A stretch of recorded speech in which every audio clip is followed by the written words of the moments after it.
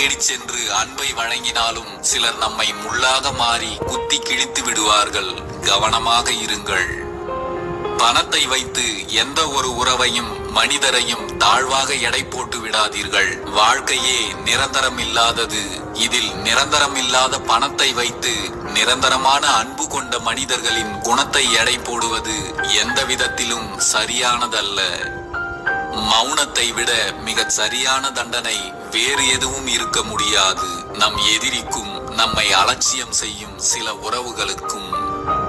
அமைதியாக இருப்பது நல்லதுதான். ஆனால் நீ எந்த இடத்தில் பேச வேண்டுமோ அந்த இடத்தில் பேசாமல் விட்டுவிட்டால் அது உன் வாழ்நாள் முழுக்க தவறாகிவிடும். ஒருவர் நம்மால் மனம் உடைந்து அதனை இறைவனிடம் முறையிட்டு அழும் நிலைக்கு ஒருபோதும் தள்ளிவிடாதீர்கள். ஏனெனில் நம்மால் பாதிக்கப்பட்டவரின் கண்ணீர் நிறைந்த பிரார்த்தனைகள் இறைவனிடத்தில் மிகவும் சக்தி வாய்ந்தது. ஒருவரின் இடத்தை மற்றொருவரை கொண்டு நிரப்பிவிட நினைக்கலாம். ஆனால் ஒரு சில இடங்களை வேறு ஒருவரால் நினைவுபடுத்த மட்டுமே முடியுமே தவிர ஒருபோதும் நிரப்பிவிட முடியாது. எந்த ஆசைகளும் இல்லை, எந்த கனவுகளும் இல்லை. மீதம் இருக்கும் காலத்திலாவது நிம்மதியாய் வாழ்ந்தால் போதும் என்ற மனநிலைக்கு தள்ளிவிடுகிறது சிலரது துரோகங்களும் சிலர் தந்துவிட்டு போன ஏமாற்றங்களும்.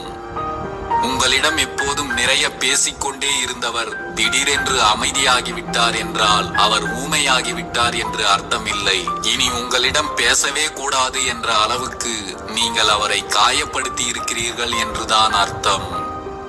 எந்த ஒரு முடிவு எடுத்தாலும் உன் மனதை மட்டும் கேட்காதே, உன் மூளை சொல்வதையும் கொஞ்சம் கேள். மனதிற்கு ஆசைப்பட மட்டும்தான் தெரியும், மூளைக்கு மட்டும்தான் சிந்திக்க தெரியும். யார் எடுத்த முடிவாக இருந்தாலும் சற்று அலசி ஆராய்ந்து கொள். ஏனெனில் முடிவுகள் தவறாகி போனால் வலிகளை அனுபவிக்கப் போவது மனம்தானே தவிர மூளை அல்ல. உங்களுக்கு நல்லது நினைப்பவர்கள் உங்களை தங்களின் சுயநலத்திற்காக பயன்படுத்த மாட்டார்கள். உங்களை சுயநலத்திற்காக பயன்படுத்துபவர்கள் ஒரு காலத்திலும் உங்களுக்கு நல்லது நினைக்கவே மாட்டார்கள்.